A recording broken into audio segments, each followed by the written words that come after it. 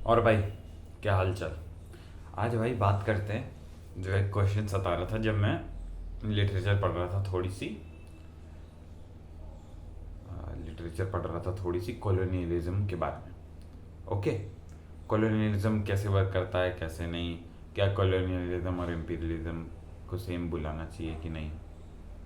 Okay, उसके बारे में जब मैं पढ़ रहा था तो ये आए। ठीक है, तो आज बात करेंगे कि 3 स्टेजेस ऑफ डिफाइनिंग कॉलोनियलिज्म। कैसे ज़्यादातर लोग डिफाइन करते थे कॉलोनियलिज्म को, कैसे ब्रिटिशर्स ने डिफाइन किया है, डिफेंड किया है अपनी पब्लिक को, अपने मॉरल कैरेक्टर को और बाहर की पब्लिक को भी। कॉलोनियलिज्म कैसे बढ़ी है।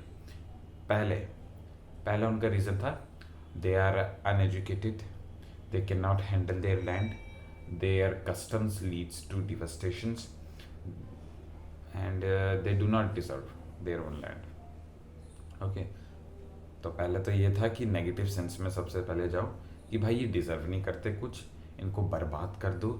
नॉट कर दो, ये बर्बाद वैसे ही हैं, इन्होंने लैंड का पूरा तहस नहस कर दिया है, इनको ना मतलब सब्जी उगाना आता है ना कुछ, पता नहीं हम जिंदा कैसे थे, बस घास खा के जिंदा थे उनके हिसाब से। ठीक है, दूसरे दूसरा आता है, दूसरा क्या आता है, एक आ जाता है प्रैग्मेटिकनेस, कि भाई एक प्रैग्मेटिक नेचर भी होता है। ठीक है, कि ये तो हट गया। ओके, नहीं नहीं, दूसरा आता है भाई कि एक मॉरल कंपास आ जाता है कि हमें इनको निकालना है, हमें इनको कीचड़ से निकालना है। ओके, अगर किसी चीज़ को डिफेंड करना हो तो ये भी एक रीज़न हो सकते हैं कि हमें इनको कीचड़ से निकालना, हमें इंडिजिनस पॉपुलेशन को कीचड़ से निकालना है। किस कीचड़ से? बस इनके सोसाइटी सिस्टम से, इनके जो भी रिलीजियस सिस्टम है उससे निकालना है।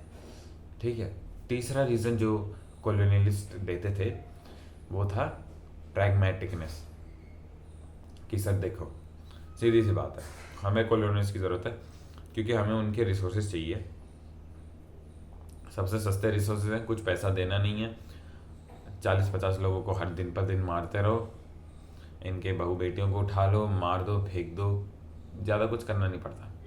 ठीक है, तो बस प्रैग्मेटिक इकोनॉमिक सेंस में वो डिफेंड करते थे कॉलोनियलिज्म। ओके,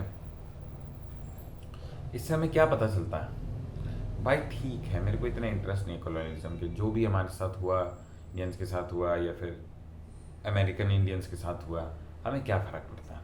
हमें इससे पता चलता है कि इंसान समय दे सर समय, समय दे समय, क्या क्या हरामजादगी करता रहता है और कैसे अपने आप को डिफेंड करता है। ये जो मैंने बताया ना 3 चीज़ें, पहले तो कि ये कैपेबल नहीं है कुछ, ये डिज़र्व नहीं करते, और फिर आ गया कि क्या कहते हैं,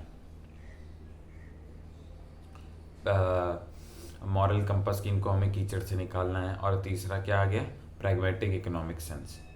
ये जो 3 चीज़ें हैं ना, ये तीनों रीजंस थिंकर्स, इंटेलेक्चुअल्स के द्वारा दी गई थी, फिलोसफर्स के द्वारा गई थी। जो पहली आर्गुमेंट है कि ये डिज़र्व नहीं करते, इनको सब्जी उगानी आना नहीं आता, ये जॉन लॉक के द्वारा दी गई थी, जो इतना फेमस है।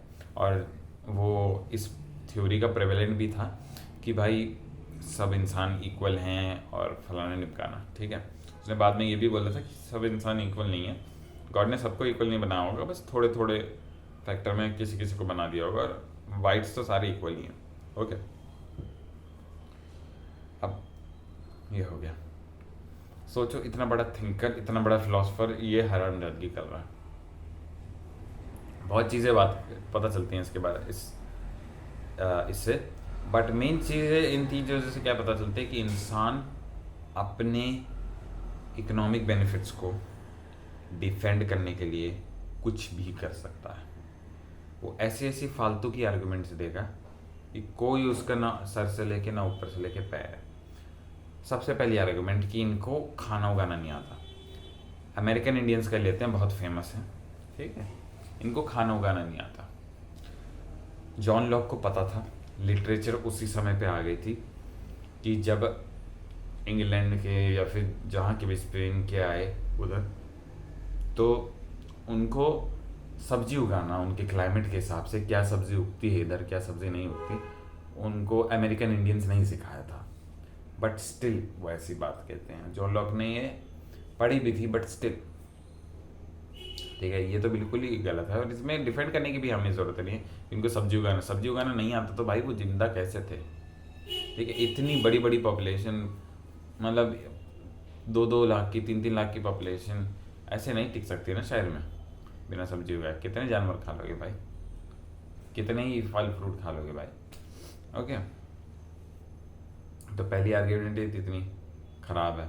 दूसरी आती है कि भाई हमें इनको निकालना है कीचड़ से। क्या कीचड़ से निकालना है हमें सब पता है। पूरा का पूरा रेशियल कंसेप्ट है कि देखो तुम्हारा रिलीजन अच्छा नहीं, तुम्हारे कस्टम्स अच्छे नहीं, इसलिए तुम ऐसे रह गए। ठीक है। तीसरा प्रैग्मेटिक इकोनॉमिक सेंस, उसके बारे में तो मैं बात भी नहीं करना चाहता, क्योंकि जब वो आर्ग्यूमेंट आई थी तब ज़्यादातर लोग बोलने लग गए थे कि भाई कॉलोनाइजेशन की इतनी ज़रूरत नहीं है, ठीक है, छोड़ दो इनको। बट स्टिल आर्ग्यूमेंट थी तो थी।